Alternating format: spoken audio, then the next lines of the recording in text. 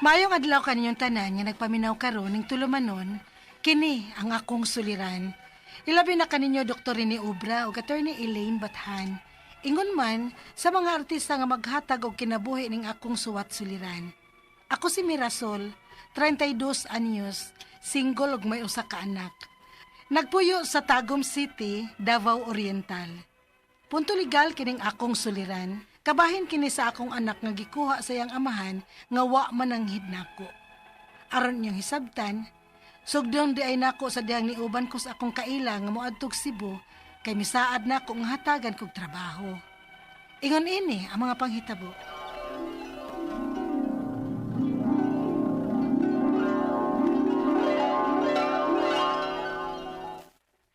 Maayo kay nauli ka na dinhi sa ato, day. Lagi day, uy. Gimingaw na sa ko din sa ato, uy. May paka.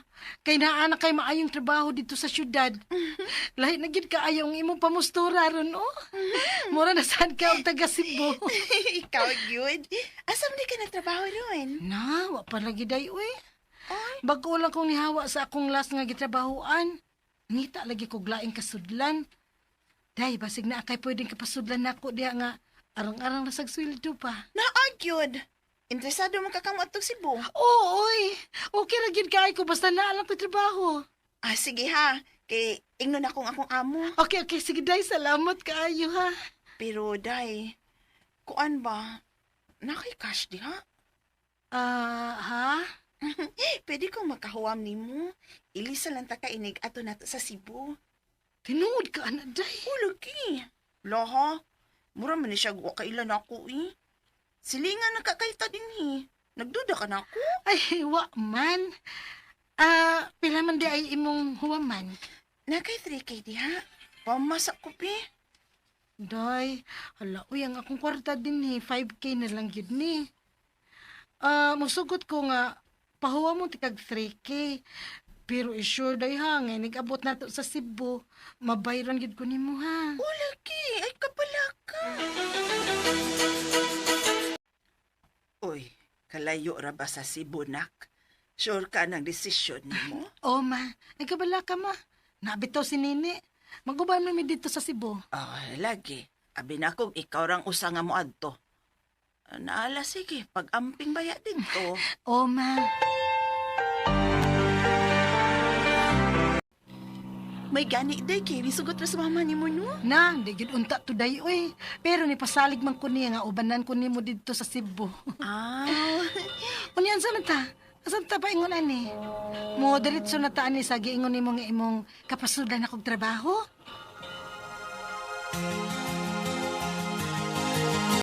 Maayong adlaw, ma'am. Amiga ko ni Nini, ma'am. Unsa? Unihain naman ron siya. O, unsa, ma'am? Nangawat na siya na mo. Hain siya. O, ma'am, kinuo ko. Kakonsabok katingali ni Nini, no? Ay, ma'am, diliin taon, ma'am, uy. Huwag ko kalibutan, ana. Bago pagin ko naabot din, ma'am. So, klaro na lang, nga gigamit kang Nini. Alo, huwag man ko magtuo, ma'am, nga makahimo siya na ako ini. Kadiyat lang, ma'am. Ako siyang tawagan. You have dialed is either unattended or out Oh, of unsa naman? Please try your call. Dili ni mo makontak. Dili, gid, ma'am. Maro tong babayhana. Nganong ni uban man kaniya din ha? Gisaaran man gud ko niya, ma'am, nga na ako na siya kapasudlan akong trabaho din, Nakahuam ganito siya na kwarta, kay misaad po siya nga iya kong ilisan inig-abot na mo din, Uy, batasan! Unya, asa man kapaingon ron? Wa ko mahibaw, ma'am. Wa man ko'y kaila din, good, ma'am. Ay, ako, manggiloyon manggidunta ko ba? Pero pasensya na, nga dili ko makapasod ni mong trabaho din, Ilabi na kay kaila kang Nini. Dili na ko gustong makumpiyansa. Nakasabot ko, ma'am.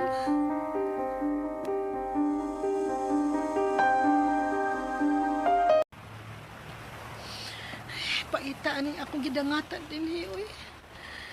Wa ko magdahom nga makahimo si nini nako ani. Ang tudron, dili gihapon ako siya makontak. Daoy, wa na ra ba ko pamiliti pa uli kay iya gihuwa man nga akong kwarta. Unya ni saad man siya nga iya na kong ilisan inigabot din eh. Ay, asa man taon ko ini, oy. Miss, okay na ka? Oh. Ayaw pag-standby din sa daplin sa daan, kaya tingalig maumsa ka. Recorded by X Thunder Gaming.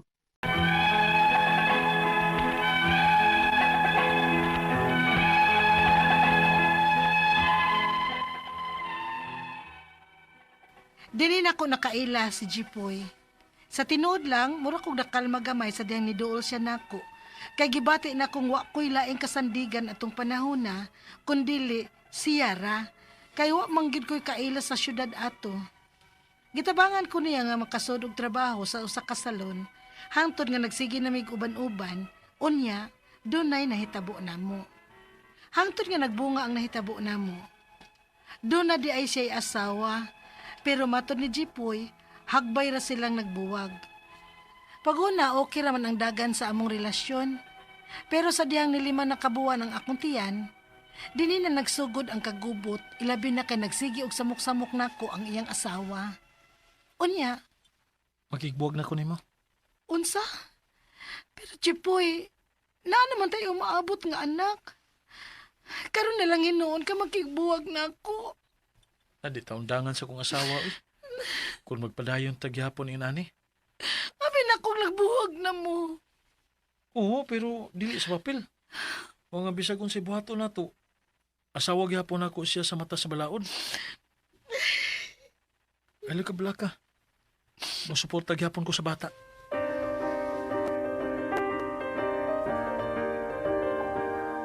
Kapait ba yan ay mong ginangatan, day, uy? Lagi day. Pero gihangad na lang nina akong tanan sa Ginoo. Mao gyud day.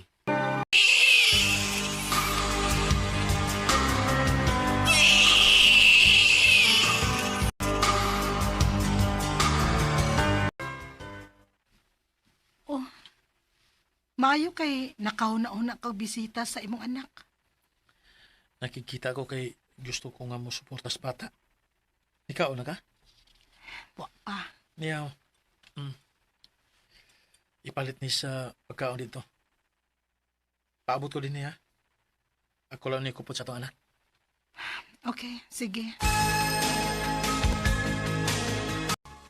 Oh, asa naman si Jipoy? Wa naman din sa among gilingkuran kanina. Ala, gikidnap ka niya ang among anak. Ginoo ko!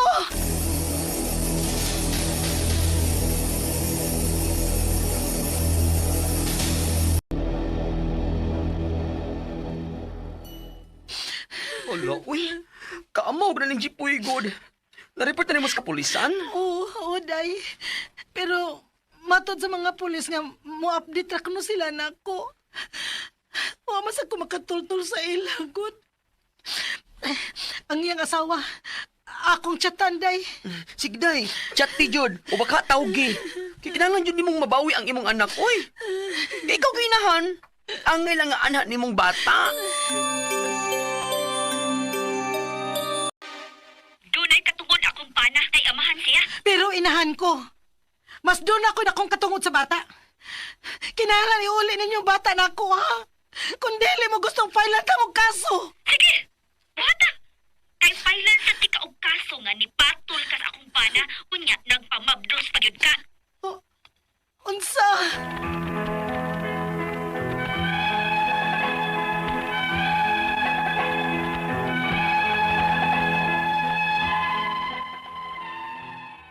Hangtod ron, naapan nila ang akong anak o wa pagiuli.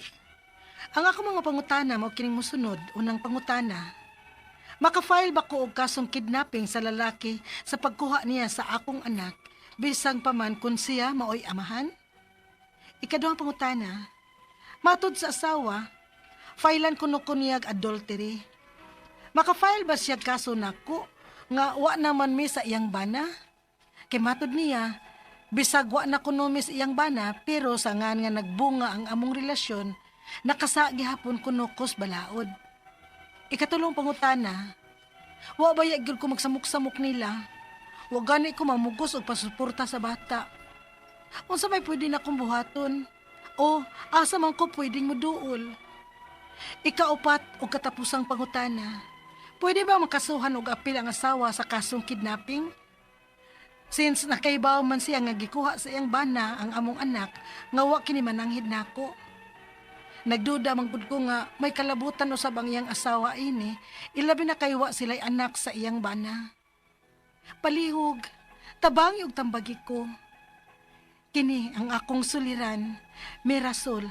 Maayong adlaw mga suking tigpaminaw kini si Attorney Elaine Bathan og karon ako ang muhatag ninyo og tambag-tubag solusyon kalinawan sa inyong mga pangutana og mga problemang may punto legal, personal, no nga mga problema sa inyong mga dokumento sa inyong karelasyon, kapikas, mga unsa pa ninyong giagian din ha, muna ayaw na mo pagdugay. Ipadala ang inyong suwat sa suliran_612@yahoo.com or sa ato ang Facebook account nga Kiniyang Akong Suliran Official Writers Page. Pwede sad atong ipadala sa 3rd floor, Jose R. Martinez Building, Osmeña Boulevard, Cebu City. Lain-lain, klase-klaseng pamaagi kung unsaon ninyo pagpadala ang inyong mga suwat og mga suliran diri namo. Ang importante guys, kumpletuhan lang gid ang mga detalye, hinungdan, sinugdanan anang inyong mga pangutana, mga problema para among mas masabtan, no? Unya mas mahatagan sad namo og klaro nga tambag ug tubag kay ang mga pangutana manggod usahay among tubag magdepende kung unsa puy mga circumstances surrounding ana ba, nganong naabot ta aning puntoha, nganong unsay nahitabo di ay di ba unsay background ba, mas klaro pod and mas makahelp pod mi ninyo ha. And thank you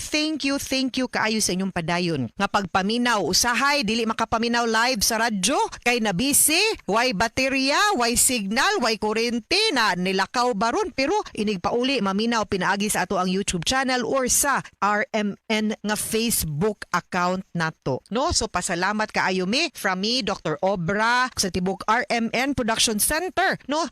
Salamat kaayo sa inyong padayon nga pagsuporta, pagsalig ug pagpaminaw sa ato ang programa Kini ang Akong Suliran. Thank you kaayo, no, sa mga nag-like ug nag-follow pod sa Elaine Tantengco Bathan nga Facebook account, Attorney Elaine sa Instagram, no, ug sa X. Guys, ato ang letter sender karong adlaw si Mirasol. 32 years old, na usa ka anak, single, pero taga Davao City ni siya. Kining iyahang mga pangutana gipadaman ni niya kay naa siya'y problema sa iyahang anak kay gikuha sa amahan. Unya wa ra ba to nananghid, no? Momentoy ato ang na nahibaw ano unya kay nilakaw man ni naaman ni siya napasiguro kag Cebu City ron inday Mirasol, no? Unya ang kato hangtod karon kat nilarga manggod ni siya, no? So gikuha sa papa to as pamilya to as sides papa. Hangtod karon wa pa niya nakuha ang bata. So mao ni iyang pangutana. Matud sa makafile ba kuno siya og kasong kidnapping sa lalaki sa pagkuha niya sa iyahang anak bisan pa man og kun siya'y amahan? Okay, actually na rule na gyud na sa Supreme Court, no, and I'm not wa pa ko kakita og na usab sayang ruling good Supreme Court guys, mag-usab-usab ba, pero as far as I know ha karon wala na mausab ang ruling sa Supreme Court. So right now ang ruling sa Supreme Court is that there is no kidnapping kung ang gikuha iyahang anak kay naamsay katungod ang papa, pero pwede ta makafile o kanang gitawag nga habeas corpus aron atong makuha, no, ang bata. Kay kung dili mo minyo, single man ka, kaipon raman na nimo, illegitimate ang bata, ang katungod sa papa visitorial rights, ikaw mo'y na ay custody ngadto sa bata, no? Karon ang ato ang ikaduhang pangutana is Matud sa asawa, filean kay minyo man itong laki no. Matud sa asawa, filean kuno niya adultery. Magka-file ba siya kaso nako nga wala man mi sa iyang bala naman mi sa iyang bana. Kay matud niya bisag wala na kuno mi sa iyang bana pero sa ngalan nga nagkabunga ang among relasyon nakasala gihapon kuno kus balaod unya iyang bana wa nga kamumang duha. Di niya filean og apil. File sa iyang bana kay imo may nagi atraso niya no. So mauna ang nahitabo ron. Dili gyud pwede no ma-file og adultery nga naman. Duha man ni ka klase nga kaso ang ma-file nato sa usa ka tawo nga minyo nga naay lain. Ang kanang adultery para nas babaeng minyo. Ang kaso nga ihatag ipasakan og sa katong iyahang kabit nga lalaki. Pero ang kanang sa lalaking minyo, ang kaso nato concubinage. Now, nganong lahi-lahi maning duha, nga minyo man silang duha. Puro man na about sa pagpakasala o pagpangitaglain, pagpangabit. Ang pangtubag ra gyud ani no ambot. Depend ngano gyud na nga gilahi-lahi pod sa mga naghimog balaod. Ang giingon nila kay tungod nga kasagaran sa mga congressman ug senador nga nagmugna sa balaod sa una laki. Manang ilang gihimong lisod para di daw kuno sila masakpan. Pero a more logical nga explanation ani. Posible pod no tinuod pod pero naabi gyud explanation guys nga numan. Ang adultery manggod mas dali nimo i-prove. Nga numan kung adultery babae nga minyo nakigrelasyon. Dili kinahanglan nga naay anak, dili kinahanglan nagbunga, dili kinahanglan. Sayon kayo iprobar ang adultery kumpara sa concubinage. Ang concubinage dili kinahanglan naay anak pero dapat ang ilang relasyon nagpuyo sila sa usa ka balay nga skandaloso ang pamaagi unya ang ilang pagpuyo isip banag asawa. Di ba? Lisod iprobar ang usa relasyonan diri dapat nagpuyo. So meaning to say, pwede mong magkarelasyon pero wa mo nagpuyo, pwede ka pong kamakihaag concubinage kung laki ka. Di ba? Lahi gyud siya. Nganuman because ang wisdom ani guys is this. Ambot og modawat mo but mauman nga ang babay manggod is the one that will carry the child, no? Unya delikado pod on the part of the family, sa pamilya mismo kung ang inahan, ang asawa, ang babay mismo mo'y naaylain unya simbakog maminyo siya, ang balaod baya nato nag-ingon nga kung ang anak mataw suds kaminyoon legitimate, meaning to say kung maskig dili niya papa mahog nga bana man siya mahimong mangangkon nga anak niya, mahimo manggod pod nga ang babay di pod musultig kinsay papa, di ba? Pwede man niyang ingnon ipaangkon dito sa lain kay siya ram sa kibaw kinsay papa ana. So munang in that way, no? That is the explanation nganong sometimes makaingon ta nga nganong dili equal, no? Ang treatment, no, sa babay ug lalaki nga minyo unya muduwag laing tem. Okay? So di ka makiyag adultery. Samot na karon nga wala mod no, dili ka makiyag adultery, Mirasol. Ikatulong pangutana, wala bagya gyud ko magsamok-samok nila. Wa gani ko mamugos og pagsuporta sa bata. Unsa may pwede na kong buhaton ug asa man ko pwedeng muduol. Pwede nimo kwaon ang bata if you want to, no? Pwede ka moadtong sa DSWD, sa pulis, or pwede pud ta mo file og kaso kato akong giingon nimo habeas corpus og custody sa bata. If you're willing, ha? Ikaupat og katapusang pangutana, pwede bang makasuhan og apil ang asawa sa kasong kidnapping since nakabaw man siya nga gikuha sa iyahang bana ang among anak nga wala mananghid nako. Nagduda manggod kong may kalabutan iyang asawa ani ilabi na kay wala silay anak sa iyahang bana. Like I said, wa man gyud kasong kidnapping, no? So dili gyud na nato ma-filean maski pud ang iyahang asawa. But again, pwede nato siya maapil sa kaso sa katong akong gingon nimong habeas corpus nga dalhon or ihatag balik sa imuha ang kustodiya sa maong bata. Ang ako alang sad nga unta magkasinabot lang mo, magkastorya mo, decide mo og asa gyud ang bata. Are you willing to take the child? Ngay kay mo padako niya or pwede man siyang mag-co-parenting lang mo para di pod maglibog ang bata. Like I always say, ako pabor man gyud ko nga makaila ang bata. Kung makaayo lang gyud sa bata ha, nga makaila ang bata both parents, no? Basta sakto lang gyud pagtratar by both the mother and the father para mabuo pod ang iyang pagkatao, di siya maglibog. Okay? So hopefully masulbad na gyud na nimo Mirasol. Mga suking tigpaminaw, hinawot unta nga namoy nakutlo nato na pagtulunan karong adlaw kini si Attorney Elaine Bathan. Daghan kayong salamat sa inyong pagpaminaw sa atong tulumanon hangtod sa sunod nga sugilanon din higapon sa tuang programa kini ang akong suliran gikan sa RMN Production Center, Radyo Mo Nationwide. Tatak RMN, daghang salamat ug maayong adlaw.